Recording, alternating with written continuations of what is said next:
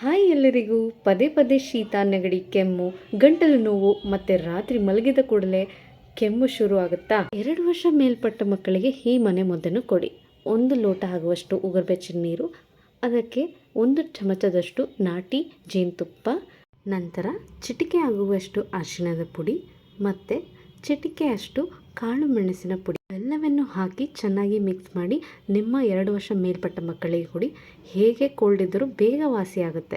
ಮತ್ತೊಂದು ಮನೆಮದ್ದು ವಿಳೆದೆಲೆ ಮತ್ತು ತುಳಸಿ ಬಳಸಿ ಈಸಿಯಾಗಿ ಕೆಮ್ಮು ನಿವಾರಣೆ ಮಾಡ್ಕೊಳ್ಳೋದನ್ನ ಹೇಗಂತ ನೋಡೋಣ. ಇದನ್ನು 10 ವರ್ಷ ಮೇಲ್ಪಟ್ಟ ಮಕ್ಕಳಿಂದ ಹಿಡಿದು ದೊಡ್ಡವರ ಗಂಟ ಟ್ರೈ ಮಾಡ್ಬೋದು. ನಾನೀಗ ನಮ್ಮ ಗಿಡದಲ್ಲೇ ಬೆಳೆದಿರುವಂಥ 1 ವಿಳೆದೆಲೆನ ತೊಗೊಂಡಿದ್ದೀನಿ ಮತ್ತು 5 ರಿಂದ 6 ತುಳಸಿ ದಳನ ತೊಗೊಂಡಿದ್ದೀನಿ. ಈ ಎರಡನ್ನು ನೀರಲ್ಲಿ ಚೆನ್ನಾಗಿ ತೊಳ್ಕೊಂಡು ಇದರೊಟ್ಟಿಗೆ 2 ರಿಂದ 3 ಕಾಳು ಮೆಣಸನ್ನ ತಗೊಂಡು ಇವೆರಡವನ್ನು ನಾನು ಈಗ ತೋರಿಸಿದ ರೀತಿಯಲ್ಲೇ ಟ್ರೈ ಮಾಡಿ.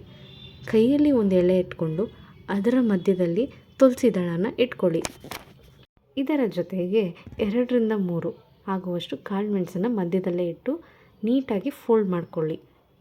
ಫೋಲ್ಡ್ ಮಾಡ್ಕೊಂಡಿದ ನಂತರ ದೊಡ್ಡವರು ಆಗಲಿ 10 ವರ್ಷ ಮೇಲ್ಪಟ್ಟವರಾಗಲಿ ಇದನ್ನ ಬಾಯಲ್ಲಿ ಹಾಕಿ ಚೆನ್ನಾಗಿ ಅಗೆದು ನುಂಗ್ಬಿಡಿ. ನಿಮಗೇನಾದರೂ ಖಾರ ಅನಿಸಿದ್ರೆ 1 ಸ್ಪೂನ್ ಜೇನುತುಪ್ಪನ ಸೇವಿಸ್ಬೋದು. ತುಂಬ ಜೋರು ಕೆಮ್ಮಿದರೆ 2 ಸರಿ ತೊಗೊಳ್ಳಿ. ಟ್ರೈ ಮಾಡಿ ನೋಡಿ, ನಿಮಗಿದು ವರ್ಕ್ ಆಗುತ್ತೆ ಅನಿಸುತ್ತೆ.